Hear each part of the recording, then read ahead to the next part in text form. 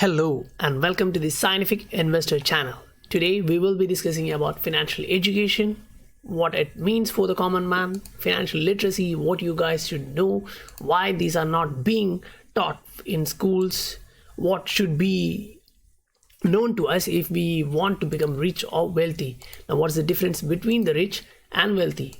What does the interest rate and inflation do to us? How we should invest, how we should save, or why we should save, and all. So, first, we'll actually look at a report which is from OECD countries. This is a guidelines from OECD countries, smarter financial education. So, I'm not actually going through the entire document. Instead, I'll actually show you the contents. So, in this, what you should know is there's always a space for financial education, or there should always be a space for financial education. But if you look at our country, I'm precisely talking about India, where I am from, they don't teach us anything related to money in school. But yeah, they teach us to be an engineer, to be a doctor, someone as a professional. For what? To do job. And that's for what? To make money. But end of the day, they don't teach us any shit about money. So our educational system is actually broken.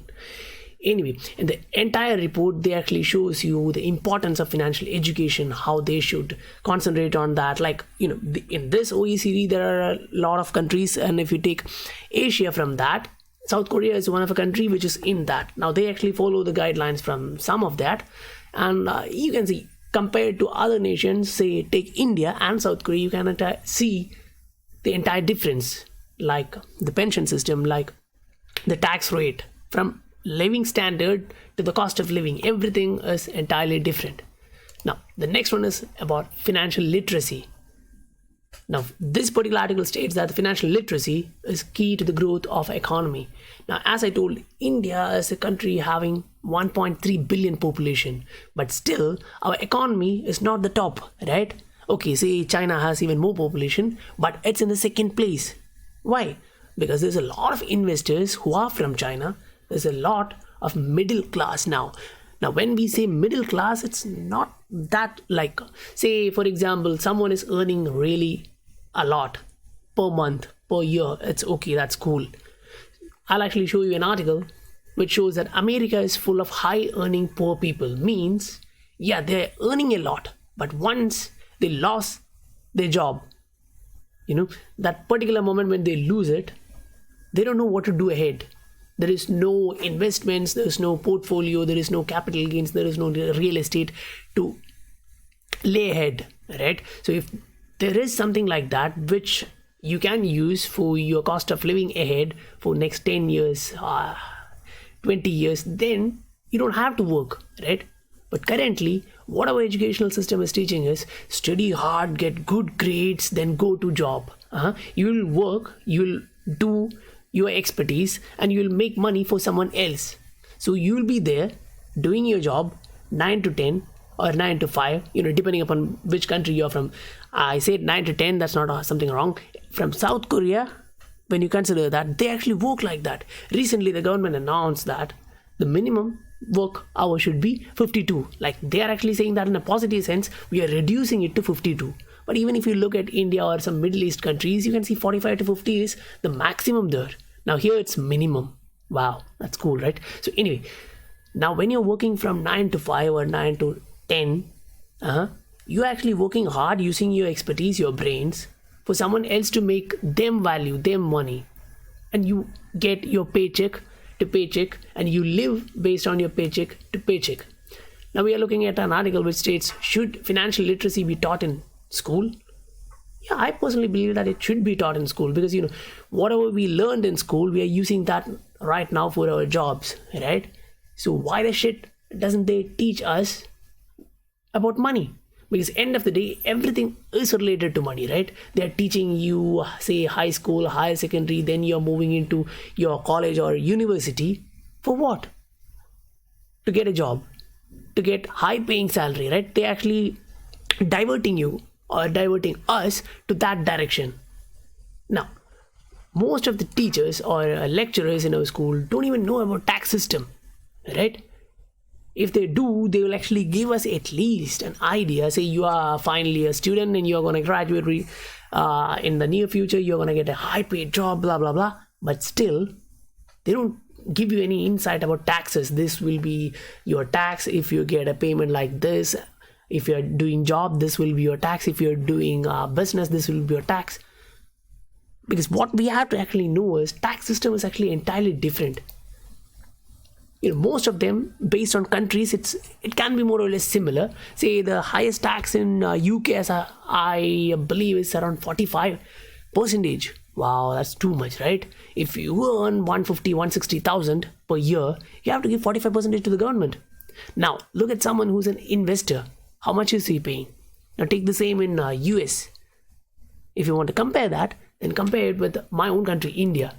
The high earning guy will be paying around 30% income tax plus health cess, so that makes it 34%. Now if someone who is brilliant enough will be sitting in his home, he will be having real estate, he will be having its portfolio like say shares, stocks, bonds, whatever, and he will be earning a hell lot from that if he is brilliant, and then he'll only be paying tax around say 10% or 15% depending upon the time frame of his position. Say if he's holding his position more than 12 months, that's considered as a long-term holding. So these kind of information should actually be taught in the school, but nothing is being taught in our school. At least in my state, say Kerala, they teach us that the home you live is an asset. Whereas when I read a book from Robert Kiyosaki, Rich Dad Poor Dad, then I actually read a lot and heard a lot of podcasts from different investors, experienced guys, to understand what he was stating. And I finally came to a conclusion that, yeah, it is true that the house which we live in is a liability. We are actually spending money into it. So the simplest form, Robert Kiyosaki puts it like, if someone is putting money into your pocket, that's an asset. If someone is taking money from your pocket, that's a liability. So say if you are having a luxury car, that's a liability. If you're having a home, a big gigantic home, say you are living in it, it's a liability. You'll be paying the utilities, you'll be doing the maintenance. Say in 3 years or 4 years or 5 years, you'll be doing the painting work and each and everything, you'll be spending money on that. But at present, at least for me, from my school, they taught something like this: and home is an asset for you for your entire life. An Indian dream. Go do job, earn, save, and put that in a shitting saving account or a fixed deposit which give you around 6, 7 or 8%. Say if you're putting just in a savings account, it give you around 4% annually, and the inflation rate of the same country is more than that. So say if you are putting $1 right now, think if you're getting a coffee for $1, after 5 years it won't be that, but the purchasing power of your $1 after 5 years will be low. Means with the same amount you can't buy that coffee after 5 years with this inflation and ever going down crashing interest rate. Anyway, these are not actually taught to us in any schools. Now when we look at that, what is the actual problem there? Is the teachers wrong, or is the fundamental system wrong? No, first of all, our teachers don't know this, so we can't blame them at first, because the system doesn't allow them to teach us that. Okay, in order to teach us that, they need to know something about this, but at present they don't even know anything. Then how can they teach us, right? So that's the actual problem. But behind the screens, what you should know is the unknown to teachers and parents. They don't know this. They all concentrate on the same. While I was growing up, I always hear the same, my father talking to me or advising, learn. Now get good grades, go for a job, get a high paying job, have a luxury life. So that's like more like living paycheck to paycheck, which I showed you an article initially, right? America is full of high earning poor people. So why do you actually want to become a poor guy even after having all the stress from your education? See, I'm an engineer. I completed my engineering degree. I did my master's, blah, blah, blah. But if I'm actually, right now I'm doing my doctoral degree and working as a researcher. But if I'm doing the same for my entire life, that doesn't actually make anything better, right? I'm using my brains for someone else. So, what is the benefit in that? If you can actually use your brain for your well being, that's the best. But our system currently doesn't teach us this. Now, changing the system, you can't actually change the system in one day, right? Because the government want foolish people learning this and doing the job and paying the tax. Then only, at least in India, most of the ministers are not that educated. Say I'm from a state Kerala where you have 99 or near to 100% literacy rate, say about 90, considering the whole India. And you have the same ministers who don't even have a basic qualification if you compare to the average qualification of our state. So that is shit. But these ministers need us to pay our taxes so that they can continue their lavish lifestyle. But our ancestors, or say our parents, grandparents, don't care about that because they don't know about that. Now, where to start? How to change this? Okay, now we understand that there is a problem. In order to solve that problem, we need to understand first everything everyone should know about money, right? First, money you make matters, and at the same time, money you save matters. But this is in a context, say you're working for 12 months, right? So say the first 3 months you'll save your money for an emergency purpose. So now that is actually set aside as an emergency fund. Now say the next 3 months you'll save, and after that, that money will be used to invest in something. Again, you'll repeat the same. Next 3 months you'll save and you'll invest in something. It can be stocks, it can be bonds. There is a lot of platforms all over India. You can do that. Now recently I heard some news. I don't know whether how much truth is in that.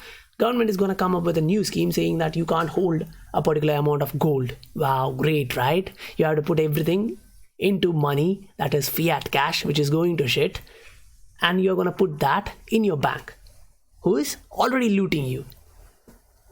These guys don't actually know this. I'm including almost all my loved ones, say my parents, say my relatives, everyone. They don't care. They don't. When I talk to them about the same, about the interest rate going down, inflation going up, their purchasing power being cut down, they don't care about this. And that's the problem. Because after 5 years, say the interest rate comes down to 2%, say someone who's living based on their interest rate, they will look in the sky, just opening their mouth. They can't do anything else. How can they move forward, right? In the same way. Now, what they have to understand is time is more important than money, right? So if you're spending your entire career, say 9 to 5 for someone else, you're wasting your money. Because time is money. And time is more important than money. So yeah, I am not actually proposing that or advocating that you should not do a job. It's okay, you can do that. But at the same time, you should understand what else can be made. If you're doing the same, say 9 to 5 a job, it's okay. But at the same time, you should understand what are the types of income. It's not only earned income, right? There is portfolio income, there is passive income. You should actually look into each and everything until you're financially independent or financial freedom is achieved. So now this is based on Indian tax system, types of income taxes in India. Now they'll actually show you payroll tax, FICA tax, federal employment tax, capital gain tax. So when you compare this, you'll understand that the capital gain tax is only 10 to 15%, and the payroll tax, which is your actual earned income tax, they're actually killing you with 34%. And most of them don't even know this. Why? Because they don't care. And at the end of the day, they are losing the purchasing power. Why? The inflation rate in this October is 4.62%. So if you look at your interest rate in a savings account, you can take an average from almost all the banks in India, you will get something around 3 to 4% or even below that annually. So you're actually losing your purchasing power per year. But most of us don't know this. Okay, anyway, if you're 40, 50, 60, you don't care about this. Okay, shit. But what about your next generation? You should let them know this, right? At least they should live properly, have a proper life standard. They should be able to cover their cost of living. But currently they are not. Why? Because all the parents are pushing their children, go to become an engineer, go become a doctor, go do this, go study this, which they actually don't want. They're not actually teaching them to follow their dreams. Because say if you are an artist, you can actually follow that and do your own business, be an entrepreneur and make money. Because that is time and money. You're spending your time on what you love, so automatically the money will follow you. Anyway, now this one is related to financial freedom. What does it mean to you?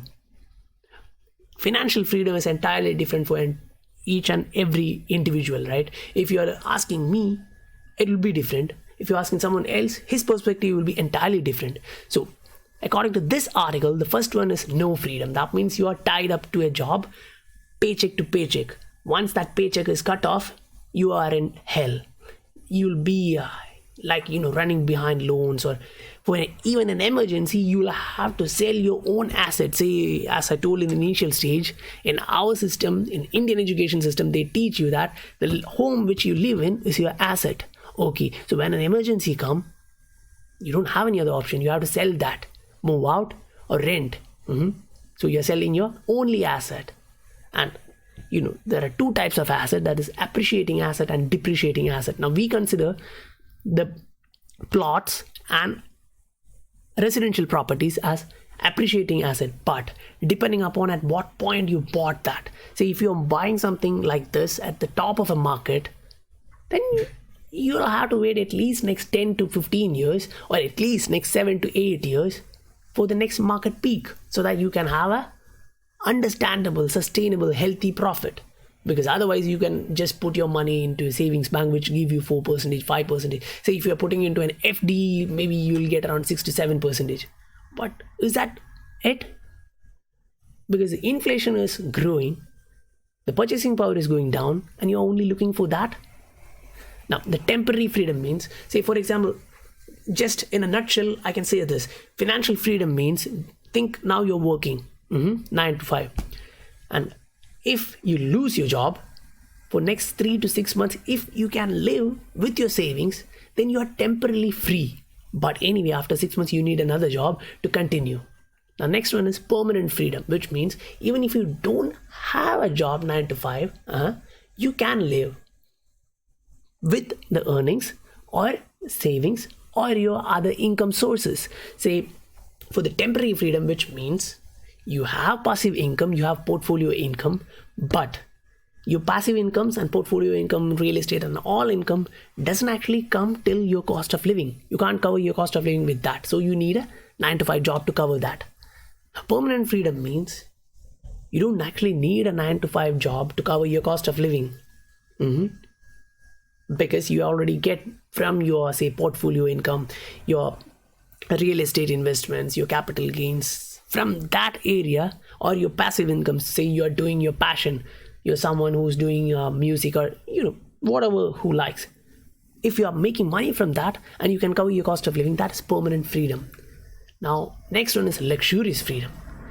That means you are able to do all the luxury items which you want without working, meaning you have a permanent source of income. Say if I'm taking an example of Robert Kiyosaki, he states this: he have passive income, he have portfolio income. Say he has oil, gold, and everything in his portfolio, and at the same time he also runs other business from which he gets money every month. So he has a cash flow there, so he don't actually need to work for someone else. So yes, now this is not the case for everyone. So you actually grow step by step. Say at first, now you're working from 9 to 5. Okay, you're tied up, you're stuck. But what you have to concentrate is move a bit, become temporarily free. Then yeah, it will take a bit of time, maybe 1 year, maybe 2 years, maybe 3 years, depending upon the asset which you select at the initial stage. See, if you are someone who chose gold instead of the shitting investment in the bank before 6 or 7 years, you would have actually doubled your money, right? Or tripled your money, depending upon the leverage you are actually taking. Now, the next one is what kind of habits can actually make you financial freedom. First thing is set a life and goal. When we set, for example, I'm stating my personal experience. When I'm stating I'm gonna achieve this.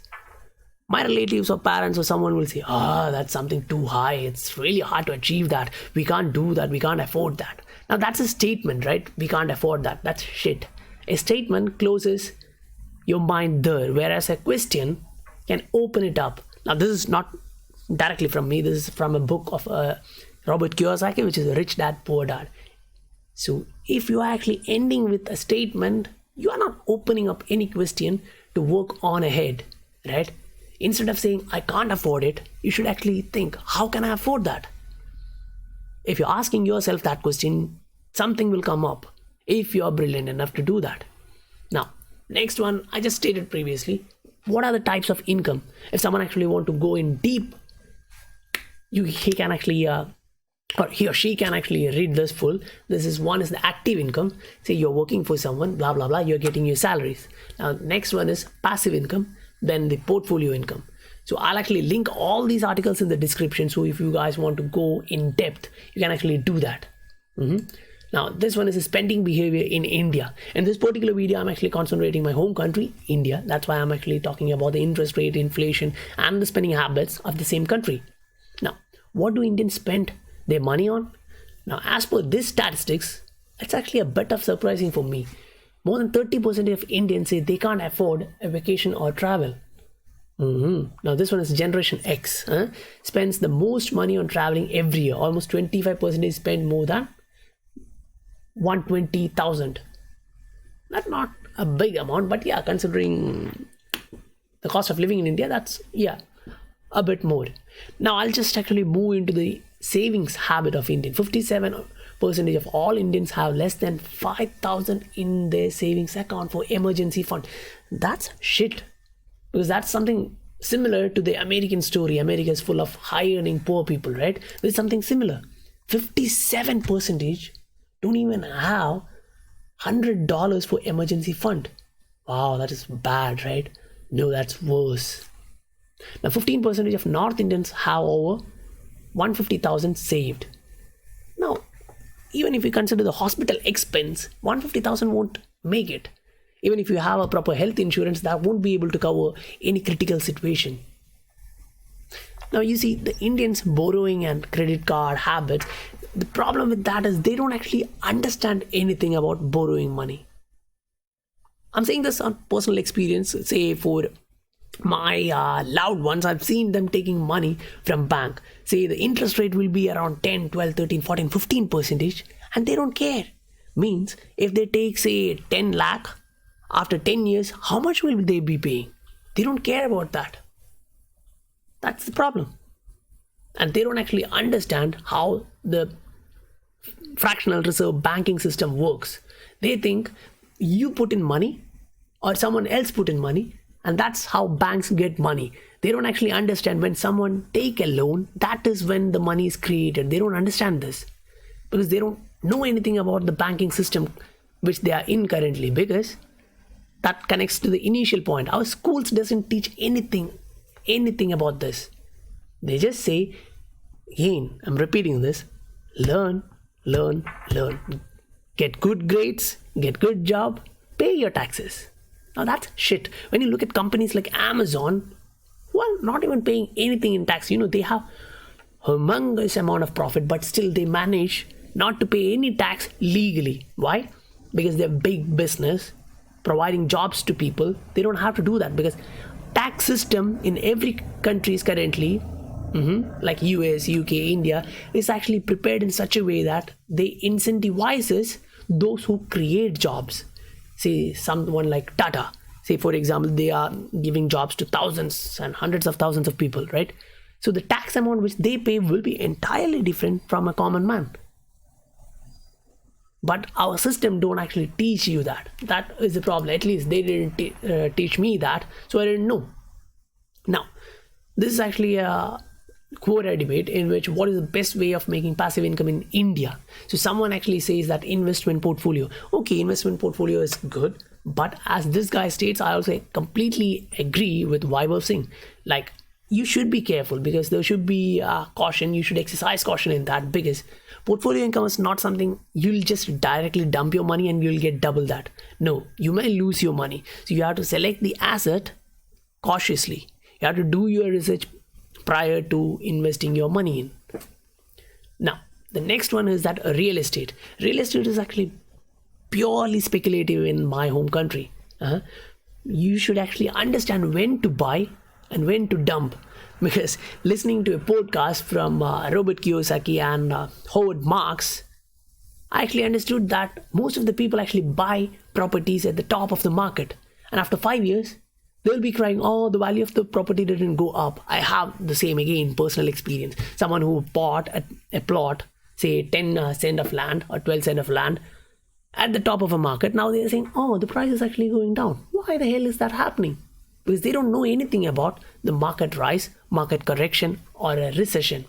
In today morning, I actually made a video in which I highlighted a quote from Donald Trump, the president of USA, stating that there can be a recession, or something even worse, a depression. And when I actually state the same to my friends, relatives, they state depression. They haven't even heard about that. The only sense they know depression is about human psychology. If you're getting your depression, that's it. Now, anyway, I'm gonna wrap up my video here, but I'll try to connect some of the dots which you will be having in your mind. So whether we be a poor guy or a rich guy or a wealthy guy, now the difference between rich and poor, yeah, there is a difference. According to Robert Kiyosaki, there is a difference between the rich and the poor. Rich work for money and get paid huge, but the wealthy don't even care about money because they have enough. Say you are someone who's working in a prestigious company and you have tons of salary per month, so that's kind of rich. But once your job is just laid off, you're in trouble. So that's someone who's rich. But wealthy means they don't actually work. The money actually flows in, maybe from the portfolio, maybe from the passive incomes. So that is a huge difference. Now this image, I just want to actually show you guys what is the difference, poor versus rich. This is the mentality. Now the poor thinks about saving more, whereas the rich think about, yeah, I will save a bit, but how can I make more from that? So the poor is actually thinking small, whereas the rich is thinking big. Now the poor lives in the past. Say if you are going to ask them about business, they will say, oh, one of my uncle actually started a business, but that failed. Whereas the rich guy actually thinks to live in future. If I open this door, I can reach this particular area. He will actually think in that area. He will think about multiple income flows. Whereas the poor guy thinks about a single income flow and he will be completely dependent on that. See, if that just vanishes one day, it'll be different. Now this one I want to highlight because there are broke people who will be wearing $350 belt, $400 jeans, $800 shoes, all those fancy stuff, and they actually showcase themselves as a rich guy in front of others. Okay, don't care. But whereas actual wealthy guy will be wearing a 30, 35 or say something cheap as a t-shirt, and they will only spend a little. Say if you want to understand this, look at Bill Gates or Mark Zuckerberg in an interview or any TV show. You will understand that they don't actually wear or spend that much on a dress to showcase that it is branded. Instead, when they wear that become branded. So that's the difference in psychology between the poor and the actual rich. Now here I'm actually showing the rest same but a little bit different.